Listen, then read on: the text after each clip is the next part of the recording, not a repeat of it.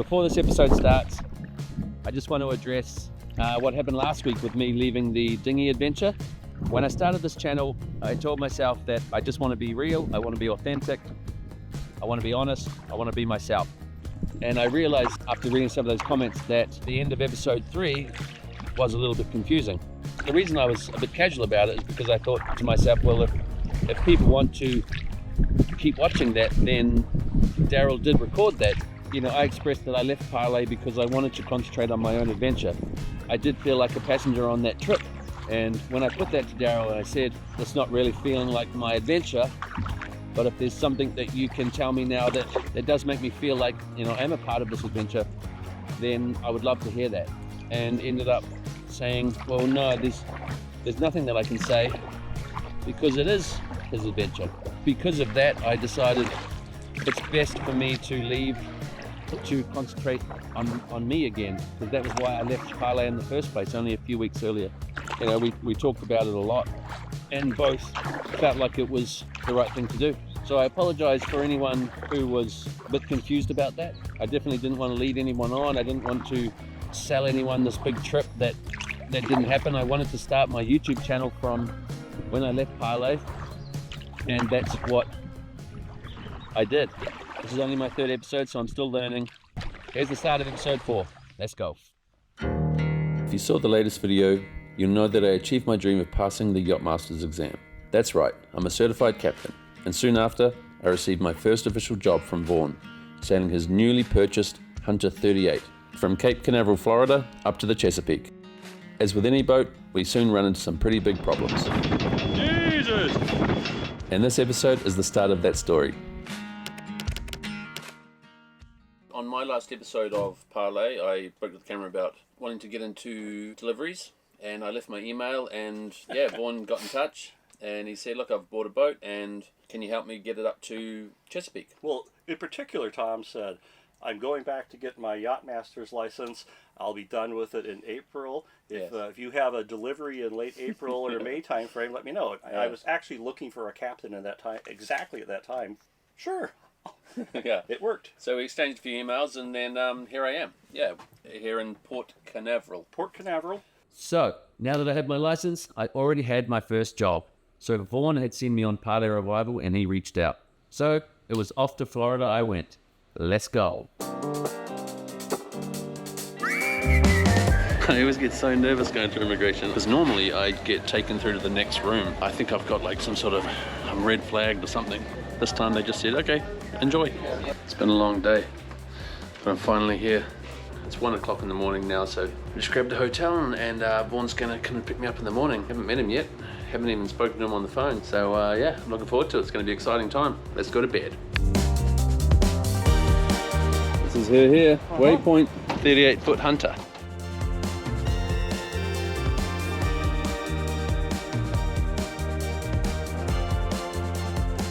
So I've just arrived here at, where are we, Port Carnival, Port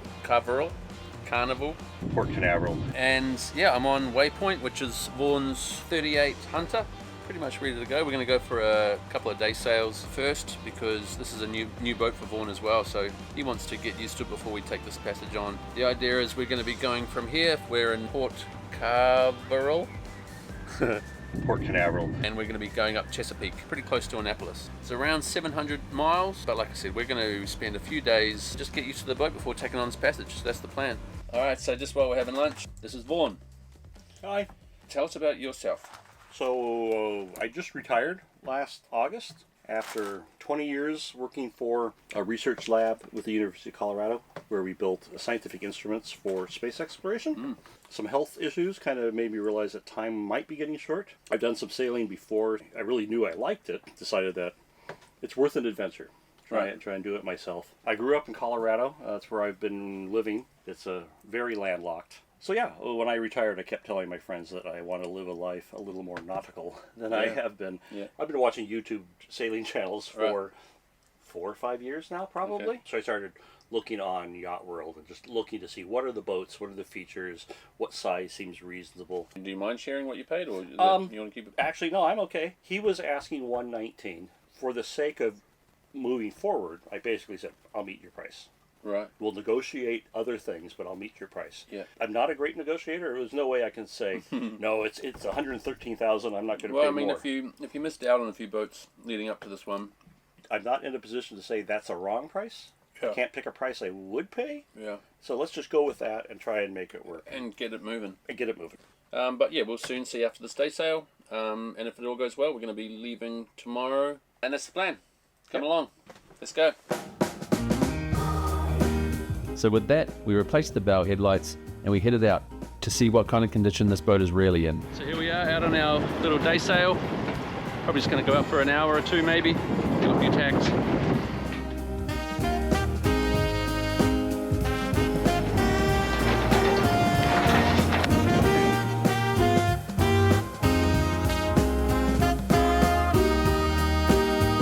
Couple of little things. We lost our chart plotter. This bad boy. Yeah. We lost that in the first few minutes. So we lost depth and GPS. This was just a little practice run, so it wasn't too bad to lose those things for an hour or two. We just came out, did a few tacks, did a little man overboard procedure, and now we're just sailing downwind, heading back home. It's about 5 o'clock. It's been about 15 knots of wind, pretty cruisy sea state. Getting to know each other really. Hey, Vaughn? Yeah, figuring out how much I don't know and how tolerant Tom is in teaching me. So as we kicked on the engine and brought in the sails ready to go home, disaster struck. So we were just heading back, we were just coming into the channel. The overheating alarm went off for the engine. We chucked the sail up and we went back out. There's no smoke, there's nothing that looks too dangerous at this point. We're both pretty comfortable just to keep it on idle and head back in. We're going to lose light. We've got 23 knots of wind now and it's going to get worse, I think. We've got some rain coming. So we're just going to take a bit of a risk here and just idle back into the marina. If we want to, we can pull up and dock at the fuel dock to weather the storm. It's a straight dock. And yeah, it's this side of it's on our Cape Marine. Is there anywhere else we can dock quite far this way? I don't know, I've never paid attention. All right.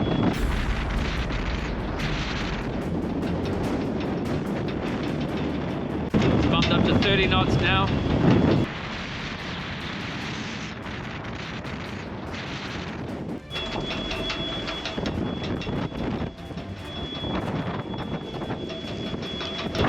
Jesus!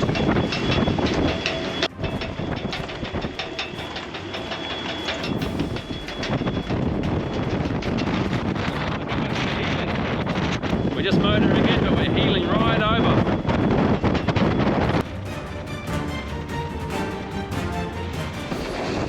Sailing, eh? Yeah, it's a lot of fun. It's so much Get fun. a boat, they said. And the biggest wind I saw there was 36 knots. We've just come into a fuel dock. Engine's off, so the alarm's off. We're gonna wait for that to cool down, and our slip's only 100 meters away, so we're gonna maybe have a look at the engine, make sure it's gonna just make it that last 100 meters, and start again tomorrow. Reasonably okay shakedown has ended in disaster.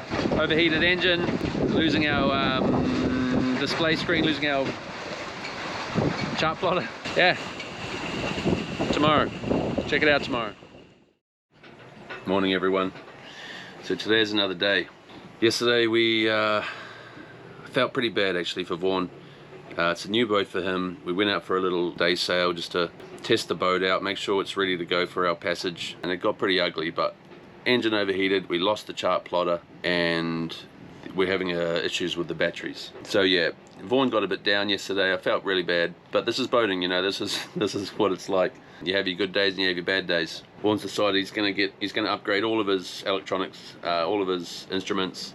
So he either spends the money now or he spends it in 6 months. Either way, he's got to spend the money. So he's decided, look, I'm just going to do it now. So that should sort out that issue with the chart plotter and things. So this morning got up, checked the coolant, and it's dropped. And we topped it up yesterday. I put a litre in it. I'm going to get on to trying to figure out what's going on with this engine.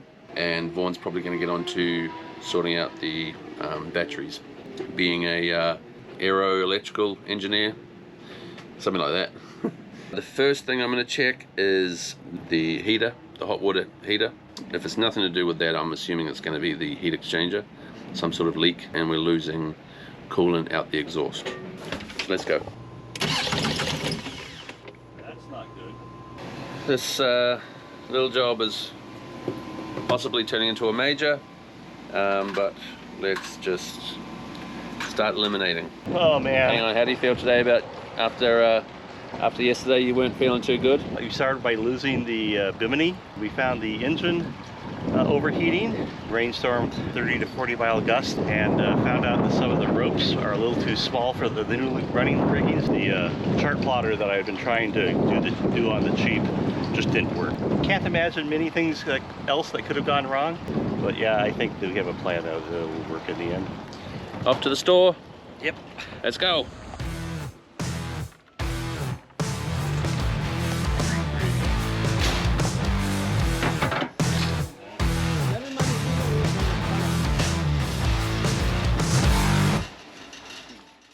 So now that we had the right tools for the job, it was time to remove the heat exchanger. But the first thing to do is to remove the access, or the door, and in this case was the steps leading up to the cockpit, so we can gain full access. So first of all, what is a heat exchanger?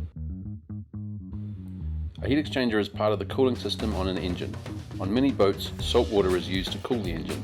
This is called indirect cooling. When you start the engine with indirect cooling, coolant circulates through the engine via the thermostat. When the thermostat reaches a certain temperature, usually around 80 degrees Celsius, the thermostat opens and allows the coolant to run through the heat exchanger. At the same time, salt water is pumped up from under the hull, through filters to catch any debris, and into the heat exchanger, where it goes through a cylinder. Inside the heat exchanger, the cold salt water cools the hot coolant. The cooled coolant then returns to the engine and the cycle repeats. And the salt water continues its journey to the exhaust, where it mixes with exhaust gas and gets pushed back out to live another day. Okay, so the first thing I want to do is drain the system, drain the coolant and drain the raw water, salt water. So there's two coolant drain lines, one here. I'm just going to loosen that nut and then it should just come out of this nipple there. And one, this one here, and then there's another drain line below. So I drain the coolant and the raw water, or salt water. All you need is a socket set and a small container to catch the liquids. With a job like this, you have a lot of small bolts and washers, so make sure you bag and label them, as it could be days or weeks before you can reassemble. Alright, that's that back end cleared off. Now I'm just going to go around the front side, and then it should be a case of just removing, I think it's 6, maybe 8 bolts, sliding it out.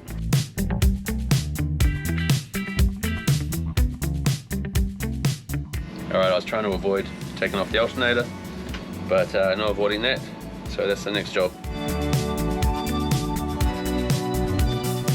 There's one hose on the underside that I missed. Of course, it's in the worst spot. One more to get off and then we're free. There's always one more. And we have found the problem. Coolant is sitting in here. We have the raw water, or the salt water, coming in, down this line here, around, up, through. There's a bunch of tubes in here, so it goes this half. Raw water moves up, along, out, and then turns into the exhaust elbow here and gets pushed out with the exhaust. And what that salt water, that raw water is doing is cooling down the coolant. But what has happened in this case, see all this corrosion? Or what I've just noticed right when I was on that funny angle getting that last hose off, and you see that hole right there. What's happening there is coolant is escaping here through that hole and exiting out the exhaust. So most of it was probably getting pushed out the exhaust with the raw water, and some of it would be getting back down into at least one of the cylinders. Yeah, it's awesome that we found the problem, and it's probably a case of getting a whole new heat exchanger. So before I came, I've sent a bunch of stuff, finally had an address. I don't often have an address where I can send things, so Vaughan gave me his address and I've sent a bunch of things. Not bad, eh? My next package I'm about to open, Andrew from Expex got in touch. He said, I'm going to send you some sunnies because my ones, these ones on my head here, are just scratched up and ready for an upgrade. So yeah, he sent some.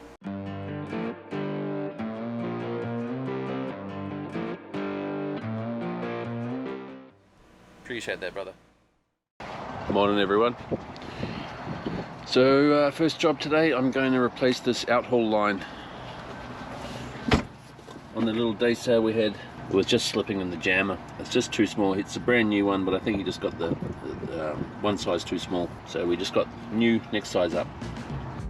I then proceeded to work in the sun with no sun protection on whatsoever. And this was the result. Tank top, hat lines and all. Such a good look. So we're taking the dinghy out for the first time, testing it out. It's always a little bit scary. If we get stuck, we can always radio somebody. And we've got oars. And we've got oars, exactly. Alright, let's go. It was so good to see Vaughan blasting around on his new dinghy. Since I arrived on his boat, he had nothing but problems. And as a first-time boat owner, I'm sure he was thinking, what have I gotten myself into? As he thought the boat was ready. So it was good to see him enjoying something going right. So the next quick little job is we're going to put this radar reflector on. And Vaughan has nominated himself to go up.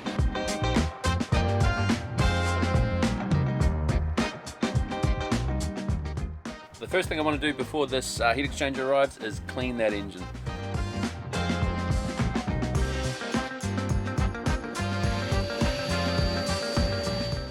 So it's really important to keep our bilge clean and dry. And the reason for that is because we want to be able to see any leaks or changes as it happens. If your bilge and under your engine is dirty, then when you get a new leak or you get this new problem, you're not going to see it. You know, your eye's not going to be drawn to it. So that's why we want to keep it clean and dry. So the new heat exchanger has arrived. Let's go pick it up.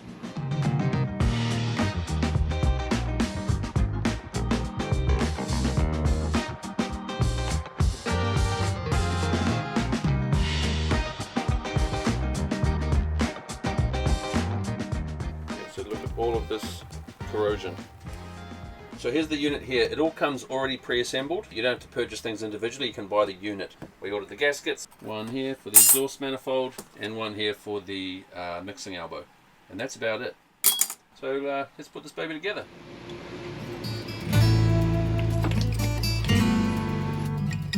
So when you're working on these engines, in my opinion, the hardest part of it is always access. So right now I've got to get this unit into this gap.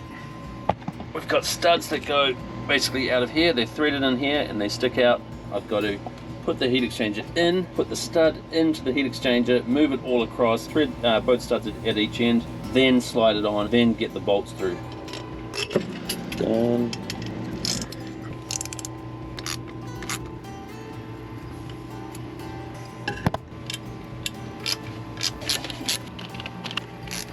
Alright, so that's the back end of this engine done.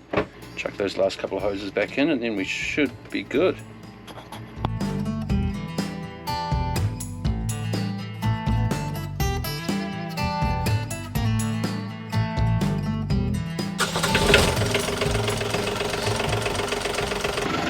So it seems to be running good, doesn't seem like there's any leaks. So it was a great feeling to cross that job off the list.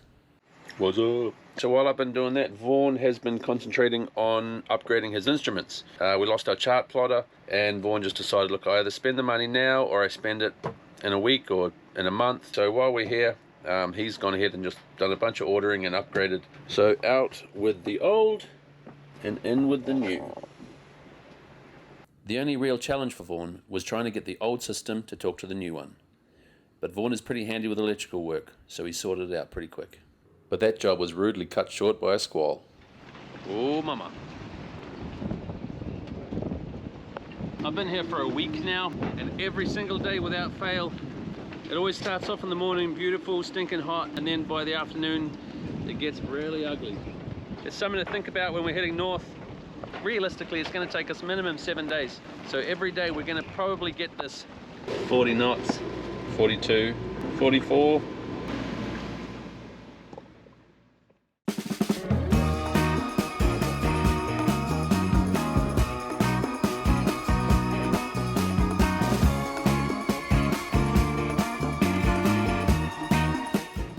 So we just got back from that shakedown. Everything went as planned, really. No surprises this time. Engine was working fine, no overheating. Instruments were working good besides the depth. It was pretty straightforward. Just we went out for a couple of hours, ran the engine for about an hour, did a few tacks. Yeah, all went pretty well.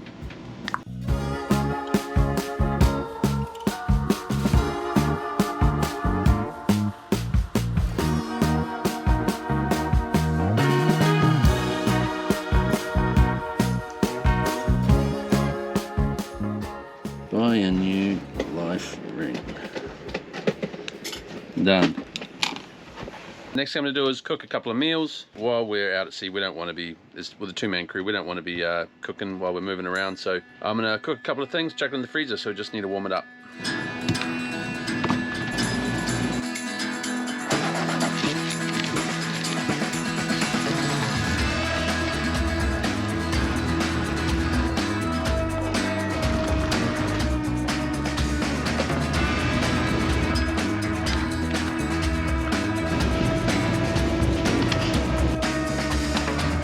The transducer arrived the following day. Before installing it, we wired it up and dropped it over the side of the boat, just to make sure it was going to fix the problem before we installed it. Here we go. I'm not sure if you can see that, but yeah, we're getting depth here. This is on the old system. Up on the helm we've got the new instruments, which should be reading the same, should be to about 12 feet, so let's go have a look. Probably can't see it, but we've got depth here, 12.5, 12.6. Perfect. So now it's no more to do. That's our job list done. Let's get ready to go tonight. So with that being the last job on the list, it was time to cast off and head north. So the reason why Vaughan needs to take his boat north is due to his insurance. He wasn't covered for hurricanes this far south. His insurance would only cover him if he was north of the Chesapeake Bay. Hurricane season in the US is from late May, early June to late November. And it was already late June and there were hurricanes building in the south. And the days I spent here were full of squalls. So it was a case of leave now or never. Next week, our weather window arrives and we set sail. But we soon run into an issue that seriously jeopardizes the trip. Towboat US, Towboat US, this is Waypoint, requesting assistance. It would be much appreciated if you could hit that like button and subscribe. And if you'd like to support my channel in a bigger way, then please consider becoming a patron, where you'll get early videos, real-time updates, and much more. Just click the link in the description below.